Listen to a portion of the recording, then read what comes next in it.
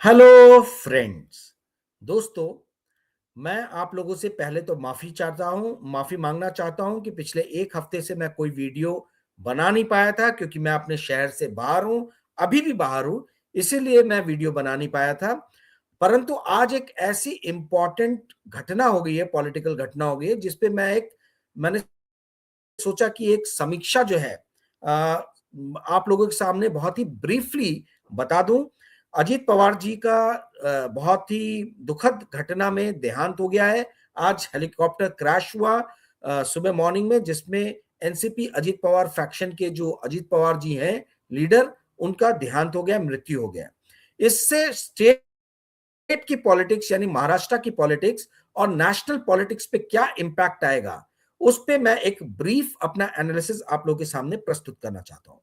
दोस्तों देखिए, आज भी सुप्रीम कोर्ट में जो शिवसेना का स्प्लिट हुआ था या एनसीपी का स्प्लिट हुआ था, उसका डिसीजन अभी भी लंबित है, डिसीजन आया नहीं है। मुझे ऐसा लगता है कि आगे आने वाले दिनों में हो सकता है कि बैकडोर देवेंद्र फडणवीस और उद्धव ठाकरे के बीच में किसी भी तरीके का कुछ आप ये कह लीजिए कि कॉम्प्रोमाइज फॉर्मूला निकले, या भाजपा और शिवसेना उद्धव ठाकरे गुट के बीच में कुछ कॉम्प्रोमाइज फॉर्मूला बने, और उसके तहत हो सकता है कि सिंबल जो है वो वापस से शिवसेना उद्धव ठाकरे को मिल जाए, जो ओरिजिनल सिंबल था। ऐसे ही हो सकता है कि एनसीपी का जो ओरिजिनल सिंबल था वो शरद पवार जी को वापस से मिल जाए। यदि ऐसा होता है तो जो स्प्लिट हुआ था महाराष्ट्र में ये दोनों रीजनल पार्टीज में, अब पता चलेगा कि स्प्लिट वापस से कहीं मर्जर में कन्वर्ट ना हो जाए। यदि ऐसी स्थिति ओरिजिनेट होती है कि सिंबल वापस से अजीत पवार गुट से शरद पवार जी को जा रहा है, तो हम ये देख सकते हैं कि बहुत सारे जो आज की डेट में लीडर्स हैं एनसीपी के अंदर, इनका हम माइग्रेशन देख सकते हैं बीजेपी के अंदर में। अब आप पूछेंगे कि मैं ऐसा क्यों बोल रहा हूं। इसका कारण यह है कि इन लीडर्स के पास में तीन ही ऑप्शंस बचते हैं। या तो वो शरद पवार जी की पुरानी पार्टी में चले जाएं, जो कि उनकी पुरानी पार्टी थी, जिसकी संभावना बहुत ज्यादा है क्योंकि शरद पवार जी इन सभी के लीडर रहे हैं, सभी को स्वीकार है, तो ये स्थिति बनती है और ये हो सकती है।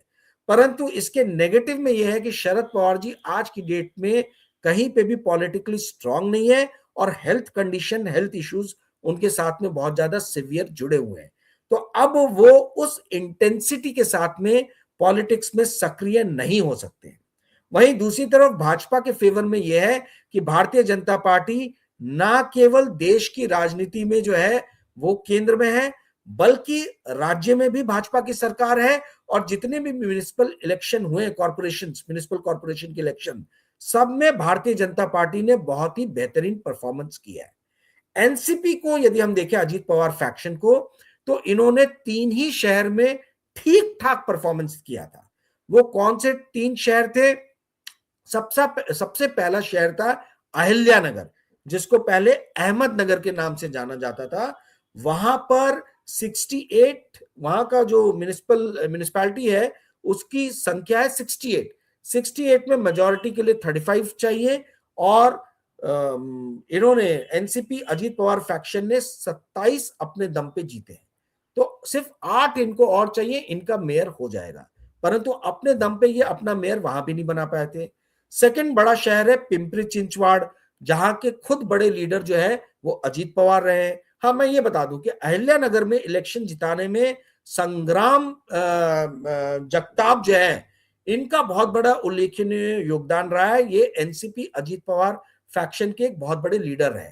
तो वहां पे कोई अजीत पवार का जादू नहीं चला था अहमदनगर में, संग्राम जगताप का जादू चला था, और संग्राम जगताप के कारण ही आपको 68 में से 27 सीट जो है वो एनसीपी को मिली थी। पिंपरी चिंचवाड़, जो कि इनका बैस्टियन, इनका किला है अजीत पवार जी का, वहां पे बड़ी मतलब सेकंड नंबर पे इन्होंने अच्छा परफॉर्म किया, परंतु ये उतनी सीट नहीं जीत पाए जिनसे इनका मेयर जो है वो बन सके।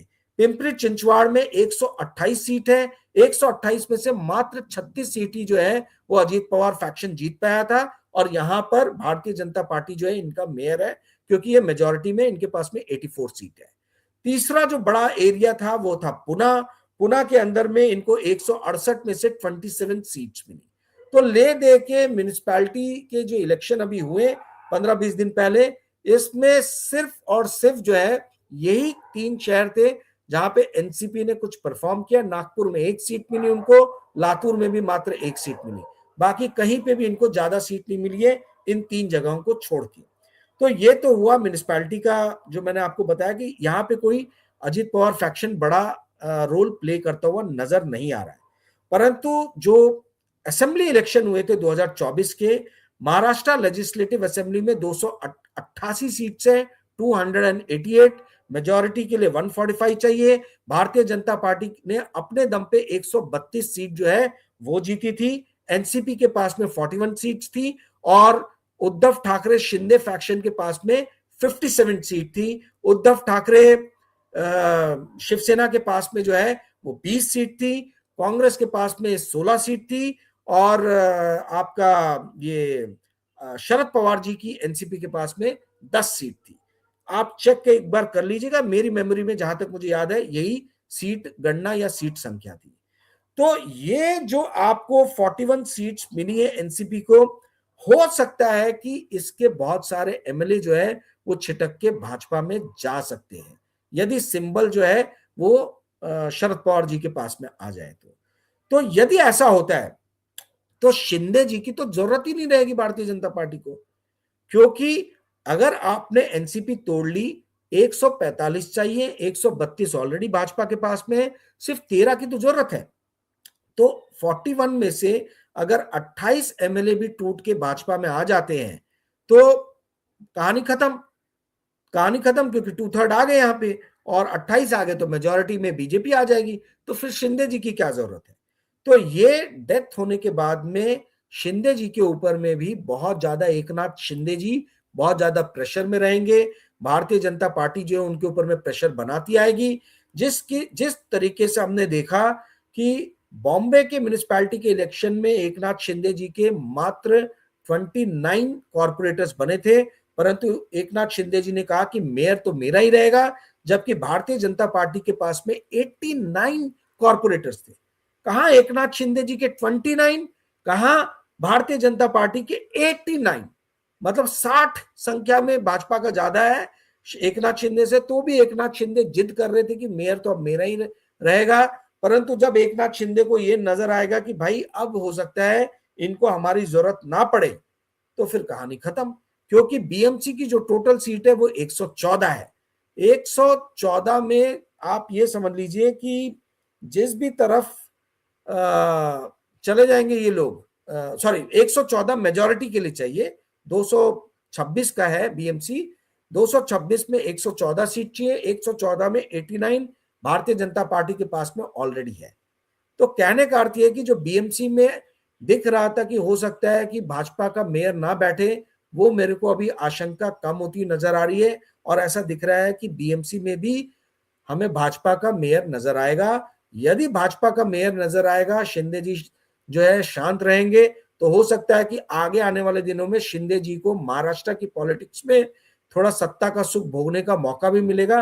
अन्यथा ये हो सकता है कि शिंदे जी की पार्टी भी जो है उसके भी बीच में दो फाड़ हो जाए। ऐसा कहा जा रहा है कि उदय सावंत जी कुछ कॉर्पोरेटर्स को लेके भारतीय जनता पार्टी के अंदर में एंटर कर सकते हैं और शिंदे फैक्शन फिर से दो पार्ट्स में डिवाइड हो सकता है। तो दोस्तों, तो कहने का अर्थ यह है कि बड़े ही दिलचस्प मुहाने पे आके जो है महाराष्ट्र की राजनीति खड़ी हो गई है। अब सवाल ये उठता है कि भैया नेशनल पॉलिटिक्स में इसका इंपैक्ट क्या पड़ेगा। देखिए, नेशनल पॉलिटिक्स में एनसीपी के पास में तो कोई बहुत था ही नहीं, मतलब एक जो आपके ये आते हैं सुनील तटकरे, मेरे ख्याल से सिर्फ यही जीते हैं लोकसभा इलेक्शन, बाकी और कोई एनसीपी अजित पवार फैक्शन से जीता नहीं था। तो यही एक इनके पास में है, बाकी इनका कोई रेलेवेंस नहीं है। परंतु एकनाथ शिंदे जी के पास में 8 मेंबर ऑफ पार्लियामेंट है, तो इसीलिए नरेंद्र मोदी जी चाहते हैं कि देवेंद्र फडणवीस जी एकनाथ शिंदे जी को अपने साथ लेके चलें। परंतु यदि ऐसा नजर आएगा कि स्टेट में एकनाथ शिंदे की पार्टी भी टूट रही है, अजीत दादा पवार की पार्टी भी टूट रही है, तो हो सकता है कि जो लोकसभा में एकनाथ शिंदे के मेंबर ऑफ पार्लियामेंट हैं वो भी टूट के भाजपा में चले जाएं या उद्धव ठाकरे के साथ चले जाएं। तो कहने का अर्थ यह है कि आगे आने वाले दिनों में भारतीय जनता पार्टी महाराष्ट्र में मुझे बहुत ही शक्तिशाली पोजीशन में नजर आ रही है। मुझे वीक पोजीशन में एकनाथ शिंदे नजर आ रहे हैं, उनके ऊपर में बहुत ज्यादा प्रेशर बनने वाला है। और वहीं तीसरी तरफ अजीत पवार फैक्शन में मुझे आने वाले दिनों में ऐसा दिख रहा है कि टूट पड़ सकती है। कुछ लोग वापस शरद पवार जी के पास चले जाएं और हो सकता है कि कुछ लोग टूट के भारतीय जनता पार्टी में सम्मिलित हो जाएं। तो दोस्तों, मैंने ये बहुत जल्दबाजी में बनाया क्योंकि अभी ये मुझे न्यूज मिला और काफी दिन से मैंने कोई पॉलिटिकल वीडियो भी नहीं बनाया था, पॉलिटिकल समीक्षा नहीं की थी, तो मैंने सोचा एक समीक्षा कर दूं। एक थोड़ा सा फाइनेंशियल मार्केट पे भी कह दूं। लास्ट टाइम जो वीडियो बनाया था तब से लेके अभी तक निफ्टी डाउन है, निफ्टी नीचे गया है। परंतु जो जो मैंने स्टॉक्स जो है अपने पेड वीडियोस में जिनके ऊपर में बात किया था, रिसर्च किया था, एनालिसिस किया था, जिस सेक्टर के बारे में बात की थी, यानी मैं मेटल्स की बात कर रहा हूं, सिर्फ और सिर्फ मेटल सेक्टर ही परफॉर्म कर रहा है दोस्तों। और आज आप देखें तो सिल्वर का ईटीएफ जो मेरे पास में है वो 4.5% ऊपर है, 4.75%। नेशनल एल्युमिनियम जो मैंने आपको 6 जनवरी के वीडियो में, पेड वीडियो में बताया था कि मैं परचेज कर रहा हूं, वो 5% अप है। हिंदुस्तान कॉपर, अगेन कॉपर पे भी मैं बुलिश था, 12.6% अप है, ये भी मेरे पोर्टफोलियो में जो है मैं आपको वही देख के बता रहा हूँ। 12.5% के आसपास में हिंदुस्तान कॉपर भी अप है। और हिंडाल्को जो अगेन मैंने आपको 6 और 21 जनवरी के दोनों पेड वीडियो में, 6 जनवरी और 28 दिसंबर के पेड वीडियो में कहा था कि मैं परचेज कर रहा हूं, ये भी आज 4.25% अप है। तो दोस्तों, भाग्यनगर इंडस्ट्री जो 6 जनवरी के पेड वीडियो में बताया था वो भी 5% अपर सर्किट पे है। तो मोटा मोटी तो सभी बड़ा अच्छा परफॉर्म कर रहे हैं। तो कहने का अर्थ है कि मेरा पोर्टफोलियो बहुत अच्छा परफॉर्म कर रहा है, मार्केट अच्छा परफॉर्म नहीं किया। मेटल ईटीएफ जो है वो 12 क्रॉस कर गया है। जब मैंने बनाया था तब 10.5 पे था मेटल ईटीएफ, अभी ये क्रॉस कर गया है 12 को। एग्जैक्टली बता देता हूं आपको कहां पे है। हाँ, एक स्टॉक आज मुझे जो नीचे दिख रहा है, जो मैंने पेड वीडियो में बताया था, पर मैंने आपको ये भी बताया था कि मैं स्टॉक से बाहर चला गया हूं, वो है मनक्सिया एल्युमिनियम, वो 47.7 पे उसका प्राइस चल रहा है। तो ये मैं अपने पोर्टफोलियो के स्टॉक्स जो है वही देख के आपको बता रहा हूं, और भी बहुत सारे हैं, बट इन पे मैंने हाल फिलहाल में चर्चा की थी, तो इसलिए मैंने बताया आपको। मेटल ईटीएफ 12.14 पे चल रहा है, ये भी 2% अप है। तो दोस्तों, मार्केट अच्छा परफॉर्म कर रहा है, और जैसा मैंने आपको ठीक ठाक परफॉर्म कर रहा है, अच्छा तो नहीं बोलेंगे, बट पोर्टफोलियो मेरा बहुत अच्छा परफॉर्म कर रहा है। जब लास्ट वीडियो मैंने बनाया था तब लगभग 25,700 के आसपास में निफ्टी था, तब से लेकर अभी तक 500 पॉइंट डाउन हो गया है, और सेंसेक्स भी लगभग 1,500 से 2,000 पॉइंट डाउन हो गया है। परंतु मेरा पोर्टफोलियो तो अच्छा 12-14% से आप बता रहा उस टाइम से। तो एनीवेज, तो ये जो है, ये मैं मोटा मोटी आपको ये बताना चाह रहा हूं कि मेटल्स के ऊपर में मैं अभी भी बुलिश हूं। मुझे बहुत सारे लोग पर्सनल मैसेज डालते हैं कि भैया आपका अभी क्या स्टैंस है। स्टैंस मैं जब कभी भी चेंज करूंगा, जब भी मैं बुलिश से बेरिश होऊंगा, तो मैं आपको अवश्य बताऊंगा। दोस्तों, मैं वीडियो यही समाप्त करता हूं। अगर आपको आज का वीडियो पसंद आया होगा तो कृपया करके इस वीडियो को लाइक और शेयर कीजिएगा। Thank you, bye.